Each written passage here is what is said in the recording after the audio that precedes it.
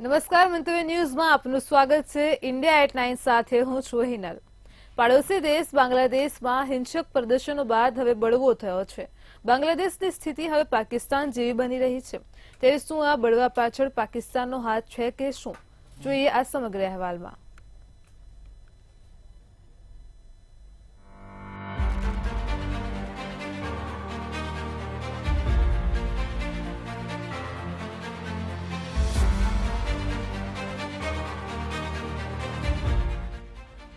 બાંગ્લાદેશ તખ્તા પલટમાં પાકિસ્તાનની છે ભૂમિકા। વિદ્યાર્થીઓના બળવા પાછળ પાકિસ્તાનની સંસ્થા આઈએસઆઈનો છે હાથ। હિંસા પાછળ ઉગ્રવાદી જમાત ઇસ્લામીની મુખ્ય ભૂમિકા। જમિયત ઇસ્લામીનું શાસન ભારત માટે રહેશે દુઃખદાયક। બાંગ્લાદેશનો ટૂંકો ઇતિહાસ પાકિસ્તાન કરતા બહુ જુદો નથી। દેશની આઝાદીના ધ્વજવાહક અને રાષ્ટ્રપિતાનો દરજ્જો ધરાવતા શેખ મુજીબુર રહેમાનની આઝાદીના 4 વર્ષ બાદ જ તેમના પરિવાર સાથે હત્યા કરવામાં આવી હતી। મુજીબુર રહેમાનની 2 પુત્રીઓ શેખ હસીના અને તેમની બહેન બચી ગઈ કારણ કે તેઓ તે સમયે દેશમાં ન હતા। જોકે 6 વર્ષ સુધી ભારતમાં આશ્રય લીધા પછી મુજીબુર રહેમાનની પુત્રી શેખ હસીના બાંગ્લાદેશ પરત ફર્યા અને ત્યાંના વડાપ્રધાન બન્યા। ઝિયાઉર રહેમાન વર્તમાન બાંગ્લાદેશ નેશનલ પાર્ટીના વડા ખાલિદા ઝિયાના પતિ હતા। બાદમાં ઝિયાઉર રહેમાન પણ માર્યા ગયા અને તેમની પત્ની ખાલિદા ઝિયા વડાપ્રધાન બન્યા। પરંતુ તેમનો પક્ષ કટ્ટરવાદી રહ્યો અને અત્યંત કટ્ટરપંથી પક્ષ જમાતે ઇસ્લામીની કઠપૂતળી રહી। એવું માનવામાં આવે છે કે વર્તમાન વિદ્યાર્થીઓના બળવા પાછળ જમાતે ઇસ્લામી અને પાકિસ્તાનની ગુપ્તચર સંસ્થા આઈએસઆઈનો પણ હાથ છે। હસીના સરકારે આરક્ષણ ઘટાડીને માત્ર 7% કર્યું ત્યારે વિદ્યાર્થીઓએ વડાપ્રધાન શેખ હસીનાના રાજીનામાની માંગણી શરૂ કરી હિંસક બની ગયા। ત્યારે આખરે સોમવારે સવારે તેમને દેશ છોડીને ભાગી જવું પડ્યું। આંદોલનકારીઓએ તેમના પૈતૃક નિવાસ સ્થાન અને પાર્ટી ઓફિસને સળગાવી દીધી હતી। વડાપ્રધાનના આવાસમાં ઘૂસીને લૂંટ ચલાવી હતી। આખરે તે સોમવારે સાંજે દિલ્હી પહોંચી હતી। બાંગ્લાદેશની સેનાએ ત્યાં વચગાળાની સરકાર બનાવવાનું વચન આપ્યું છે। શાંતિ સ્થાપિત થયા બાદ ત્યાં વચગાળાની સરકાર રચાશે। જો હવે બાંગ્લાદેશમાં જમિયત ઇસ્લામીનું શાસન આવશે તો તે ભારત માટે દુઃખદાયક રહેશે। બ્યુરો રિપોર્ટ, મંતવ્ય ન્યૂઝ। બાંગ્લાદેશમાં નોકરીમાં અનામત મુદ્દે થયેલા હોબાળા બાદ પરિસ્થિતિ વણસી ગઈ છે। આગની જ્વાળાઓ આખા દેશમાં ફેલાઈ ગઈ છે। આંદોલનકારીઓના ટોળાઓએ પીએમ નિવાસસ્થાન ઉપર હુમલો કર્યો। વડાપ્રધાનના નિવાસસ્થાનમાં ઘૂસી જઈને આરામ ફરમાવતા જોવા મળ્યા તો કેટલાક લોકોએ હાઉસમાંથી ચીજવસ્તુઓ ઉઠાવી ગયા। આ લૂંટના ઘણા વિડીયો સોશિયલ મીડિયા પર વાયરલ થયા છે, જે ખરેખર ચોંકાવનારા છે। કોઈપણ દેશના પીએમ આવાસમાં આવી સ્થિતિ સામાન્ય નથી। એક વિડીયોમાં એક વિશાળ ભીડ ખુરશીઓ, ટેબલ, સોફા, કુરાન, લેમ્પ, મોંઘા પંખા, ફર્નિચર, છોડ, આરો પ્યુરિફાયર, ટીવી, ટ્રોલી બેગ, એસી, ગાદલા, અહીં સુધી કે વાસણોની લૂંટ પણ ચલાવતી જોવા મળી રહી છે।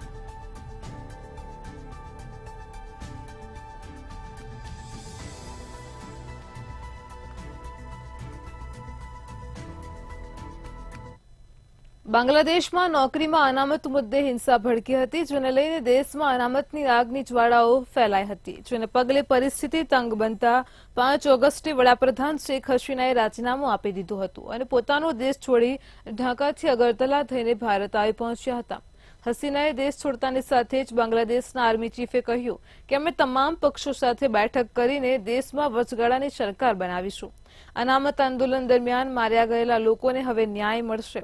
અનામત વિરોધી આંદોલનના કોર્ડિનેટર નાહિદ ઇસ્લામે કહ્યું કે નોબેલ પુરસ્કાર વિજેતા મોહમ્મદ યુનુસના નેતૃત્વમાં વચગાળાની સરકારની રચના કરવામાં આવશે। તેવામાં એ જાણવું જરૂરી બને છે કે મોહમ્મદ યુનુસ કોણ છે। મોહમ્મદ યુનુસ બાંગ્લાદેશના અર્થશાસ્ત્રી, બેન્કર, સામાજિક ઉદ્યોગશાસ્ત્રી અને નાગરિક સમાજના નેતા છે। મોહમ્મદ યુનુસે બાંગ્લાદેશની ચિત્તાગોંગ યુનિવર્સિટીમાંથી અર્થશાસ્ત્રનો અભ્યાસ કર્યો હતો। આ પછી તેમણે વન્ડરબિલ્ટ યુનિવર્સિટીમાંથી અર્થશાસ્ત્રમાં પીએચડી કર્યું। આ ઉપરાંત તેમણે 1983માં ગ્રામીણ બેંકની સ્થાપના કરી હતી, જેમાં ગરીબોને પોતાના નાના પાયાના ઉદ્યોગ શરૂ કરવા માટે લોન આપવામાં આવતી હતી, જેના કારણે લાખો લોકોને ગરીબીમાંથી બહાર કાઢી શકાય, જેથી યુનુસને 2006માં નોબેલ શાંતિ પુરસ્કાર પણ આપવામાં આવ્યો હતો।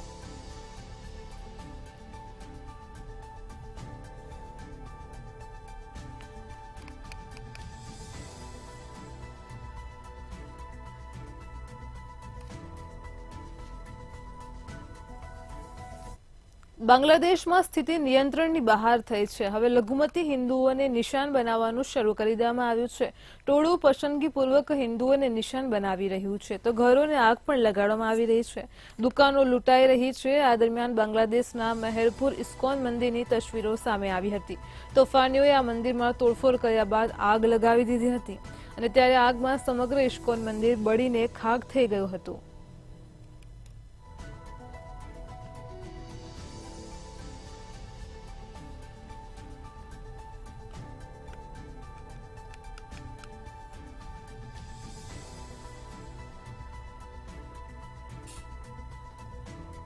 ભારતના પડોશી દેશ બાંગ્લાદેશમાં હિંસાની આગ એટલી ભડકી છે કે ત્યાંની સ્થિતિ ખૂબ જ નાજુક થઈ ગઈ છે, જેને કારણે ભારત અને બાંગ્લાદેશ વચ્ચેના વેપાર ઉપર માઠી અસર પહોંચી રહી છે.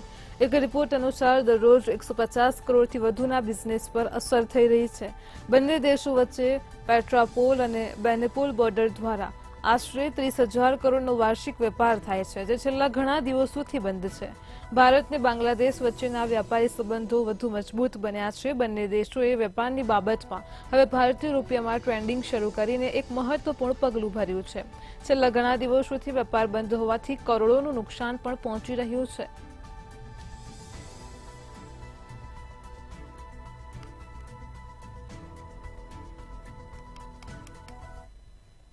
બાંગ્લાદેશમાં હિંસા અને રાજકીય સંકટ વચ્ચે કેન્દ્ર સરકારે સંસદ ભવનમાં સર્વપક્ષીય બેઠક યોજી હતી. આ બેઠકમાં વિપક્ષના નેતા રાહુલ ગાંધીએ કેન્દ્રને પૂછ્યું કે શું બાંગ્લાદેશમાં ફાટેલી હિંસા પાછળ વિદેશી શક્તિઓ, ખાસ કરીને પાકિસ્તાનનો હાથ હોઈ શકે છે. કેન્દ્ર સરકારે ઉત્તરમાં કહ્યું કે એક પાકિસ્તાની રાજદ્વારી સોશિયલ મીડિયા ઉપર બાંગ્લાદેશની હિંસાની તસવીરો સતત પોસ્ટ કરી રહ્યો છે, તેથી આ બાબતની તપાસ પણ કરવામાં આવી રહી છે.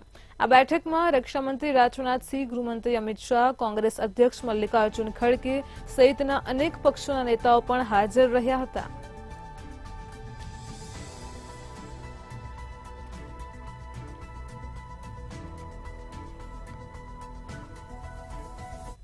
બાંગ્લાદેશમાં હિંસાના કારણે પરિસ્થિતિ વણસી હતી, જેથી વડાપ્રધાન શેખ હસીનાએ પદ પરથી રાજીનામું આપી દીધું.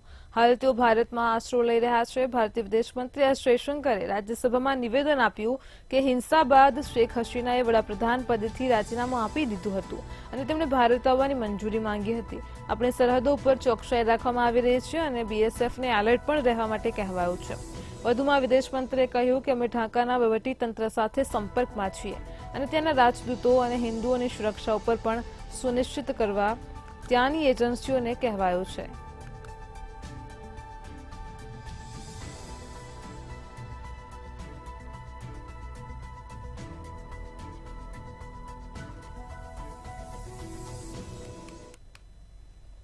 બાંગ્લાદેશમાં વર્તમાન પરિસ્થિતિને કારણે ભારતે સરહદ પર એલર્ટ જાહેર કર્યું છે.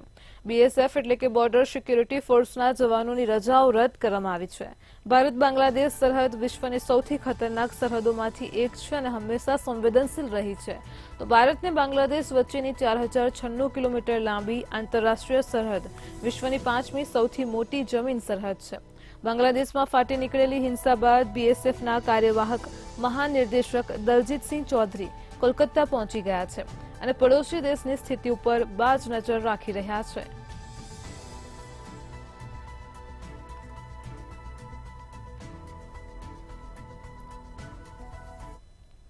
રાષ્ટ્રપતિ દ્રૌપદી મુર્મુને ફિજીના સર્વોચ્ચ નાગરિકનો પુરસ્કારથી સન્માનિત કરવામાં આવ્યા હતા. દ્રૌપદી મુર્મુને Companion of the Order of ફિજીથી સન્માનિત કરાયા છે, જેમાં મુર્મુ ફિજીની 2 દિવસીય મુલાકાતે હતા અને ત્યારે સન્માનને ભારત અને ફિજી વચ્ચેના મૈત્રીના ઊંડા બંધનનું પ્રતિબિંબ પણ ગણાવ્યું હતું. તો રાષ્ટ્રપતિ કાર્યાલયે સોશિયલ મીડિયા પ્લેટફોર્મ એક્સ પર એક પોસ્ટમાં જણાવ્યું છે કે આ ફિજીનું સર્વોચ્ચ નાગરિક સન્માન છે.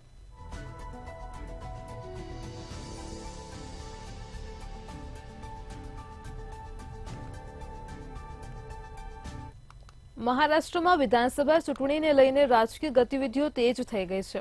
તેવામાં અજીત પવાર અને શરદ પવારના જૂથો વચ્ચે શાબ્દિક પ્રહાર થઈ રહ્યા છે. ત્યારે એનસીપી નેતા જીતેન્દ્ર અવહાડેએ અજીત પવાર પર આકરા પ્રહાર કર્યા છે. તેમણે અજીત પવારને ગદ્દાર ગણાવીને સવાલો ઉઠાવ્યા છે. એનસીપીના ચીફ વ્હીપ જીતેન્દ્ર અહવાડે અજીત પવારને ગદ્દાર ગણાવીને કહ્યું કે તેઓ તેમના કાકાના મૃત્યુની રાહ જોઈ રહ્યા છે. શું આપણે કોઈ વૃદ્ધની મૃત્યુની રાહ જોઈ રહ્યા છે? તેમને ચાલવાનું શીખવનાર બાળકે તેના કાકાને બહારનો રસ્તો બતાવ્યો છે. તેમણે કહ્યું કે જનતા ચોક્કસ આવા ગદ્દારોને પાઠ ભણાવશે અને હિસાબ કરશે.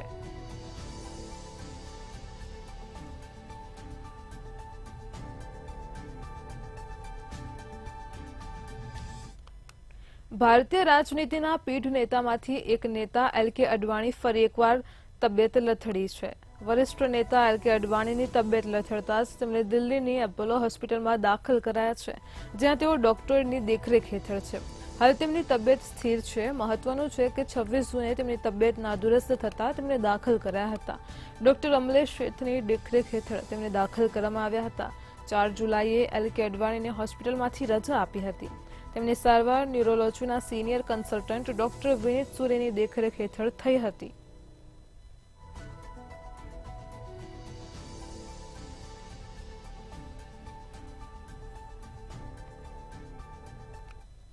રખડતા શ્વાનનો આતંક દિવસે ને દિવસે વધતો જાય છે. આપણે ઘણીવાર અખબાર કે વિડીયોમાં જોતા હોઈએ છીએ કે રખડતા શ્વાને હુમલો કરતા જ લોકો ઈજાગ્રસ્ત બને છે. મહાનગરોમાં આજકાલ રખડતા શ્વાનના આતંકથી લોકો ત્રાહિમામ પોકારી ઉઠ્યા છે. હવે રખડતા શ્વાનના આતંકનો મુદ્દો સંસદમાં પણ ઉઠાવવામાં આવ્યો છે. ગાઝિયાબાદથી ભાજપ સાંસદ અતુલ ગર્ગે આ મુદ્દો ઉઠાવ્યો હતો. ભાજપ સાંસદે એક સવાલના જવાબમાં સંસદમાં જણાવ્યું કે સમગ્ર દેશમાં 30 લાખથી વધુ લોકોને શ્વાન કરડ્યા છે, જેમાંથી 286 લોકોના મોત નીપજ્યા છે. અમારા ગાઝિયાબાદમાં પણ એક વર્ષમાં 35,000 લોકોને કૂતરા કરડ્યા છે. તેમાં પણ નાના બાળકો કૂતરાનો સૌથી વધુ શિકાર થઈ રહ્યા છે. અતુલ ગર્ગે લોકસભામાં એક અખબારમાં છપાયેલા રિપોર્ટના આધારે કહ્યું કે ગાઝિયાબાદમાં એક બાળકનો કાન શ્વાને કરડી લીધો. 4 દિવસ પહેલા જ સમાચાર આવ્યા હતા કે હડકવાના કારણે એક બાળકનું મોત નીપજ્યું. જો શ્વાન પાલતું હોય અને તે કોઈને કરડે તો આ માટે તેનો માલિક જવાબદાર હોય છે. પાળેલા શ્વાન ગંદકી કરે તો આ માટે પણ કોઈક જવાબદાર હોય છે, પરંતુ કોઈ રખડતો શ્વાન કરડી લે તો આ માટે ભોગ બનનાર વ્યક્તિ સમક્ષ કોઈ શ્વાન પ્રેમી આવતા નથી.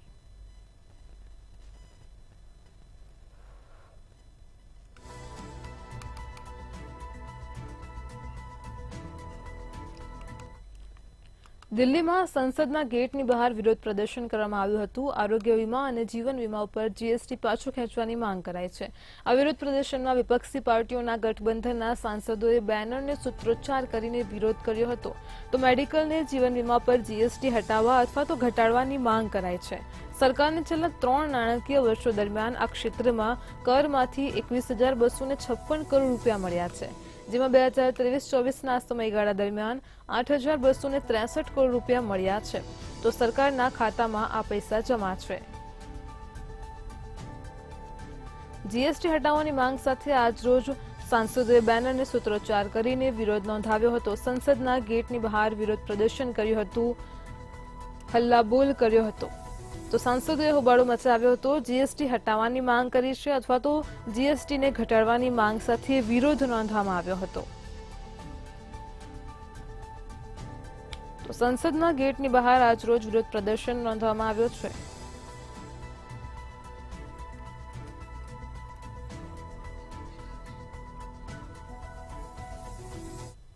ગુનેગારોને હંફાવનાર એક બહાદુર આઈપીએસ અધિકારીએ પોતાના પદ પરથી રાજીનામું આપી દીધું છે. 2019ની બેચના આઈપીએસ ઓફિસર કામ્યા મિશ્રાએ પોતાનું રાજીનામું બિહાર હેડક્વાર્ટરને આપી દીધું છે. આઈપીએસ અધિકારી કામ્યાના રાજીનામાના નિર્ણયથી દરેક લોકો ચોંકી ગયા છે. કામ્યાને તેમના કાર્યો માટે લેડી સિંઘમ તરીકે ઓળખવામાં આવે છે. કામ્યા બિહારના દરભંગામાં ગ્રામીણ એસપી તરીકે તૈનાત છે.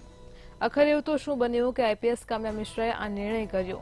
કામ્યાએ રાજીનામાનું કારણ પારિવારિક જણાવ્યું છે. તેમણે જણાવ્યું છે કે હું મારા પિતાની એકમાત્ર દીકરી છું. પિતાનો બિઝનેસ મોટો છે, તે બિઝનેસને સંભાળવા માટે કોઈ નથી.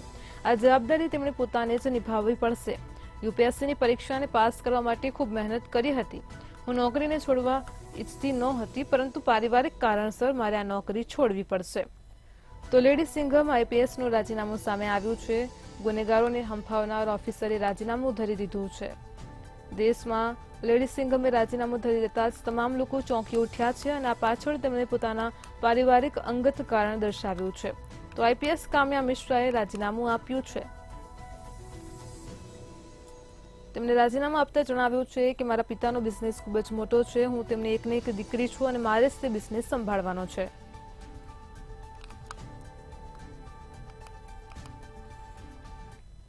દક્ષિણ પશ્ચિમ ચોમાસું એક્ટિવ થતા રાજસ્થાનમાં ભારેથી અતિભારે વરસાદ વરસી રહ્યો છે, જેના કારણે ઠેર ઠેર જળબંબાકારની પરિસ્થિતિનું નિર્માણ થયું છે. ટોંક, પાલી, બુંદી અને ભીલવાડાના અનેક વિસ્તારોમાં છેલ્લા 24 કલાકમાં ભારે વરસાદ વરસ્યો છે. કેટલાક સ્થળો પાણીમાં ગરકાવ થયા છે, તો ક્યાંક રેલ સેવા પણ ઠપ થઈ છે. સાથે જ જનજીવન પણ પ્રભાવિત થયું છે. પ્રાપ્ત માહિતી અનુસાર વિવિધ ઘટનામાં 5 લોકોના મોત નીપજ્યા છે. હવામાન વિભાગની આગાહી અનુસાર હજુ પણ કેટલાક જિલ્લાઓમાં ભારેથી અતિભારે વરસાદની આગાહી વ્યક્ત કરાઈ છે. તો રાજસ્થાનમાં મેઘમહેર જોવા મળી રહી છે. હજુ પણ ભારે વરસાદની આગાહી છે. રાજસ્થાનમાં અનરાધાર વરસાદ વરસવાથી રસ્તા ઉપર પાણી ફરી વળ્યા છે. પૂરની સ્થિતિનું નિર્માણ થતાં જ 5 લોકોના મૃત્યુ થયા છે. લોકોની ઘરવખરીને સીધું નુકસાન થયું છે. જનજીવન પ્રભાવિત થયું છે. તો રાજસ્થાનમાં અનરાધાર વરસાદ વરસી રહ્યો છે, જેને પગલે હવામાન વિભાગે આગામી સમયમાં પણ આગાહી વ્યક્ત કરી છે. દક્ષિણ પશ્ચિમ ચોમાસું એક્ટિવ થતાં જ ભારેથી અતિભારે વરસાદની આગાહી વ્યક્ત કરાઈ છે.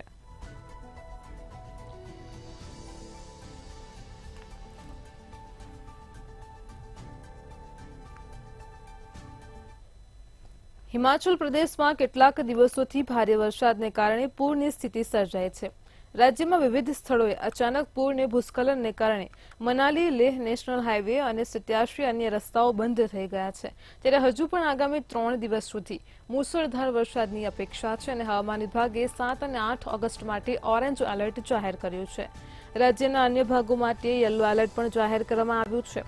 તો હવામાન વિભાગે સમગ્ર રાજ્યમાં ખાસ કરીને કાંગડા, હમીરપુર અને ચંબા જિલ્લામાં ભારે વરસાદની ચેતવણી આપી છે. તો હિમાચલ પ્રદેશમાં પણ હાલ અત્યારે બેહાલ થયા છે. આગામી 3 દિવસ માટે મુસળધાર વરસાદની આગાહી કરવામાં આવી છે. મનાલી લેહ નેશનલ હાઈવે અને 87 અન્ય રસ્તાઓ બંધ થયા છે. કેટલાક જિલ્લાઓ સંપર્ક વિહોણા થયા છે. આગામી 3 દિવસમાં પણ અવિરત વરસાદની આગાહી કરાઈ છે. 7 અને 8 ઓગસ્ટ માટે હવામાન વિભાગે હિમાચલ પ્રદેશમાં ઓરેન્જ એલર્ટ જાહેર કર્યું છે. રાજ્યના અન્ય ભાગો માટે પણ યલો એલર્ટ જાહેર કર્યું છે. હિમાચલ પ્રદેશમાં ભૂસ્ખલનની સ્થિતિ જોવા મળી રહી છે. વિવિધ સ્થળોએ પૂર આવ્યા છે, જેના લીધે જનજીવન પ્રભાવિત થયું છે.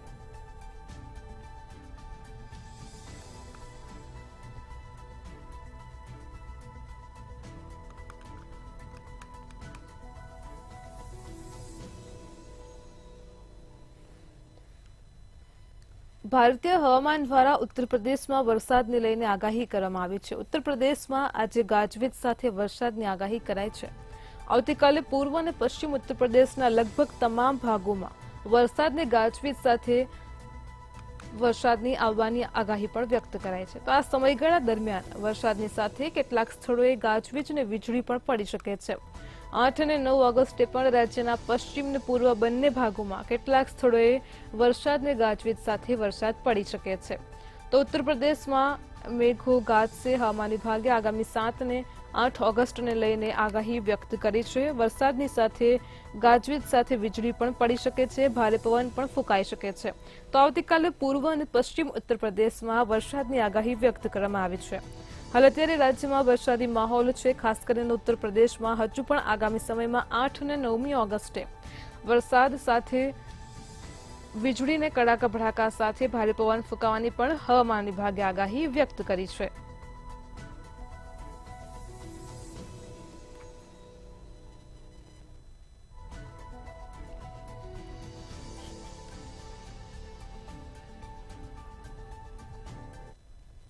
હવામાન વિભાગ દ્વારા દિલ્હીમાં વરસાદને લઈને આગાહી કરવામાં આવી છે. આગામી 3 દિવસ સુધી હળવાથી મધ્યમ વરસાદનું યલો એલર્ટ જાહેર કર્યું છે. તો દિલ્હીમાં લોકોને ગરમીમાંથી વરસાદના કારણે રાહત મળશે.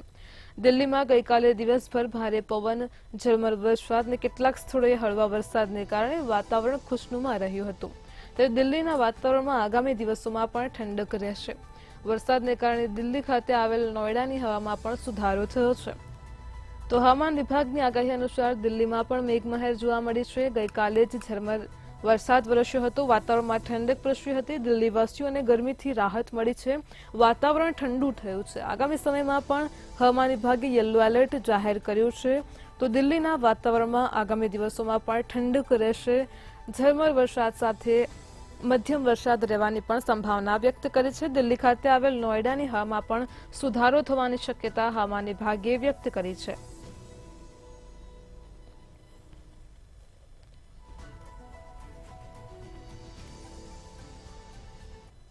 કેરળના વાયનાડમાં ભૂસ્ખલનથી ભારે તબાહી સર્જાઈ છે. કુદરતી આફતને એક અઠવાડિયું વીતી ગયું છે, પરંતુ બચાવ કામગીરી હજુ પણ ચાલુ છે. માટીને કાટમાળ નીચેથી સતત મૃતદેહો મળી રહ્યા છે, જેની ઓળખ કરવામાં આવી રહી છે. આજે વાયનાડમાં બચાવ કામગીરીનો 8મો દિવસ છે. તો ભૂસ્ખલનમાં અત્યાર સુધીમાં 408 લોકોના મોત થયા છે, જેમાંથી 226 લોકોના મૃતદેહ મળી આવ્યા છે. તો જ્યારે 182 લોકોના શરીરના અંગો પણ મળી આવ્યા છે. બચાવ કાર્યમાં લાગેલ એનડીઆરએફ, આર્મી અને સ્વયંસેવકોની ટીમ સોચીપારાના સનરાઈઝ વેલી વિસ્તારમાં સર્ચ ઓપરેશન કરી રહી છે. આ એક એવો દુર્ગમ વિસ્તાર છે કે જ્યાં અત્યાર સુધી બચાવ કાર્ય કરવામાં નથી આવ્યું. હાલમાં વરસાદ બંધ થતાં બચાવ કામગીરીનો વેગ વધ્યો છે. તો કેરળના વાયનાડમાં પણ મોતનું તાંડવ રચાયું છે. વાયનાડમાં પૂરની સાથે ભૂસ્ખલનની સ્થિતિ પણ જોવા મળી છે. આજે વાયનાડમાં બચાવ કામગીરીનો 8મો દિવસ છે. એક અઠવાડિયું વીતી ગયું છે, છતાં પણ હજુ બચાવ કામગીરી યથાવત છે. ભૂસ્ખલનમાં અત્યાર સુધીમાં અનેક લોકો ગુમ થયા છે. તો કેરળમાં તબાહી મચી ગઈ છે. કુદરતી આફતને એક અઠવાડિયું થઈ ગયું છે. બચાવ કામગીરીમાં હજુ પણ અનેક મૃતદેહો મળી આવ્યા છે. માટીને કાટમાળ નીચેથી સતત મૃતદેહો મળી રહ્યા છે.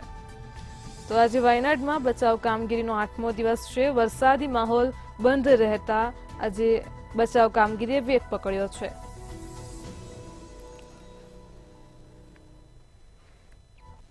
ઉત્તર પ્રદેશના વારાણસી જિલ્લામાં મોટો અકસ્માત સર્જાયો હતો. કાશી વિશ્વનાથ સ્પેશિયલ ઝોનના યલો ઝોનમાં કાશી વિશ્વનાથ મંદિર પાસે મોડી રાત્રે 70 વર્ષ જૂના 2 મકાનો ધરાશયી થયા હતા. આ ઘટનામાં ઘણા લોકો કાટમાળની નીચે દટાયા હતા. તો સ્થાનિક પોલીસ અને એનડીઆરએફની ટીમ તાત્કાલિક ઘટનાસ્થળે પહોંચી બચાવ કાર્ય શરૂ કર્યું હતું. 5 લોકોનો આબાદ બચાવ કરીને હોસ્પિટલમાં દાખલ કરવામાં આવ્યા છે, જેમાં ગંભીર રીતે ઘાયલ કોન્સ્ટેબલનો પણ સમાવેશ થાય છે, જેને કબીર ચોરા સ્થિત ડિવિઝનલ હોસ્પિટલમાં દાખલ કરવામાં આવ્યા છે. તો વારાણસીમાં મકાન ધરાશયી થવાની ઘટના પ્રકાશમાં આવી છે. ઉત્તર પ્રદેશના વારાણસીમાં 2 મકાન ધરાશયી થયા હતા. સ્થાનિક પોલીસ અને એનડીઆરએફની ટીમ તાત્કાલિક ધોરણે ઘટના સ્થળે પહોંચી હતી. આ ઘટનામાં ઘણા લોકો કાટમાળની નીચે દટાયા હોવાની પણ આશંકા છે. 5 લોકોનો આબાદ બચાવ કરાયો છે. તેમને હોસ્પિટલમાં સારવાર અર્થે ખસેડાયા છે.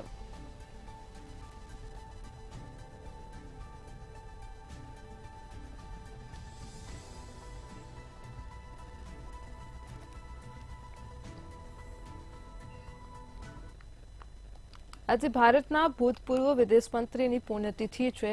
સુષ્મા સ્વરાજની પુણ્યતિથિ પર દિલ્હીના બીજેપી અધ્યક્ષ વિરેન્દ્ર સચદેવા અને સુષ્મા સ્વરાજની પુત્રી બાંસુરી સ્વરાજે વૃક્ષારોપણ કર્યું હતું. એક પેડ માં કે નામ અભિયાન અંતર્ગત તેમણે 21 વૃક્ષો વાવ્યા હતા. આ પ્રસંગે તેમણે કહ્યું કે કેટલાક દુઃખ એવા હોય છે જેની ભરપાઈ સમય પર નથી કરી શકાતી. 21 વૃક્ષ વાવીને માતાની સ્મૃતિને જીવંત કરી છે. ભારતના ભૂતપૂર્વ વિદેશ મંત્રી સુષ્મા સ્વરાજે ભારતીય રાજકારણમાં એક અમિટ છાપ છોડી હતી. 41 વર્ષની રાજકીય કારકિર્દી સિદ્ધિઓથી ભરપૂર હતી.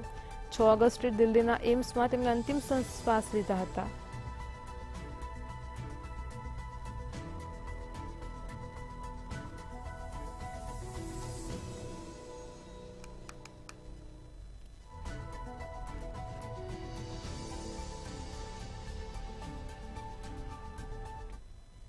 બ્રિટન જોનારા ભારતીયો સાવધાન થઈને રહેજો. બ્રિટનમાં હાલ પરિસ્થિતિ તંગ બની છે. સાઉથપોર્ટમાં છરાથી હુમલો થયા બાદ પરિસ્થિતિ વણસી છે. આ ઘટનામાં 3 છોકરીઓના મોત નીપજ્યા છે. આ મામલે પોલીસે 100 લોકોની ધરપકડ કરી છે. ત્યારબાદ સમગ્ર બ્રિટનમાં હિંસા ફાટી નીકળી છે. ત્યારે હાઈકમિશને એલર્ટ જાહેર કર્યું છે. બ્રિટન જોનારા ભારતીયો માટે એડવાઇઝરી પણ જાહેર કરવામાં આવી છે. આ અંગે હાઈકમિશન ઓફ ઇન્ડિયાએ લખ્યું છે કે ભારતીય પ્રવાસીઓ યુનાઇટેડ કિંગડમના વિવિધ વિસ્તારોમાં થતા રમખાણોથી વાકેફ હશે. પ્રવાસીઓને યુકેથી દૂર રહેવા માટે સલાહ અપાય છે. તો બ્રિટનના અનેક વિસ્તારોમાં હિંસાનો દોર હજુ પણ યથાવત છે. ડાન્સ ક્લાસમાં ચપ્પુના ઘા મારવાની ઘટનામાં 3 વિદ્યાર્થીઓના મોત થયા હતા. પોલીસે સમગ્ર મામલે 100 લોકોની ધરપકડ કરી છે. બ્રિટનમાં હજુ પણ હિંસા ભડકી છે. તો યુકે જનારા ભારતીયો માટે એડવાઇઝરી પણ જાહેર કરવામાં આવી છે. ખાસ કરીને યુકેથી દૂર રહેવા માટે અપીલ કરાઈ છે.